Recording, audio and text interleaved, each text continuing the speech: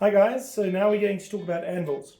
What to look for in an anvil, and if you're buying a second-hand anvil, how do you test it? So first of all, what you have to take into account is the face. The face needs to be nice and straight. So you can look from the front or the back, make sure there's no dip in there. Especially the old anvils, what happens is after a while they do get worn in the middle. Okay, this is our 78 kilogram London pattern anvil. It's designed like a traditional London pattern anvil with the heel at the back. It's got a hardy hole, it's got a horn at the front or a bick.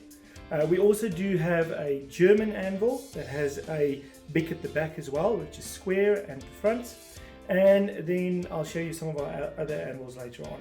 And let's talk about anvils in general. The test of a good anvil is how much energy you get back out of it. So as you're hammering down, how much energy is returned.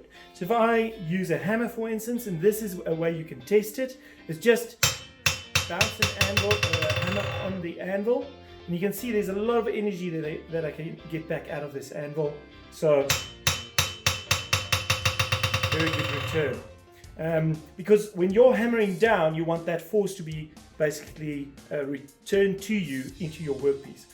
And that's why an anvil is important, because if you haven't got that inertia, that mass that hits back, what happens is the force is just absorbed into whatever you're hitting into, and you have to work much harder and longer to move the steel. Other elements of an anvil, let me quickly show you. First of all, the most important thing is the hardy hole. You can actually use a more traditional anvil that has a Pritchell hole at the back. That's the round hole. It's nice when you're punching round holes through, but for that you can also use the hardy hole. And the hardy hole you can put a plate on with some round dropouts in that you can also use to punch round holes in, or you can use it as is. Now this allows you to add extra tools to your anvil, which makes this a much more useful tool than just something that you can hit against. I can, for instance, add a bending fork there, and I can bend my workpieces, and we'll show you some of the techniques later on how you would use that. Another alternative, for instance, doing scrolling is also the horn. If you're only going to be doing some bladesmithing, those kind of things, you don't necessarily need the horn. You can use a Viking style anvil as well if you want. Other tools can be added, like this is a mandrel that you can use when you're doing rings. You can also add things like armoring stakes when you're making armor, and we do have all of these available as well. Another tool, and one of the first tools you need to make, is a hot cut that you add that fits in there. This isn't made specifically for this one, that's why it doesn't fit. It's made for another anvil, but you can make one that fits for your anvil, and you can use that to cut off steel while it's hot, hence the name hot cut.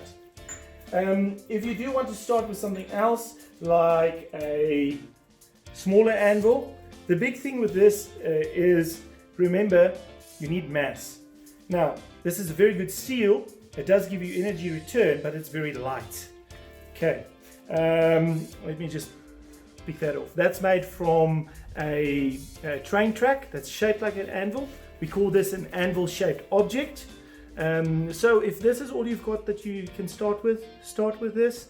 And what you need to do with this is you need to fix it onto a very heavy or secure stake or platform that you can hit on. Okay, so just to recap, if you're going to buy an old anvil, first of all, check if the face is straight. Second of all, check if you've got a nice return. It's not just about the ring.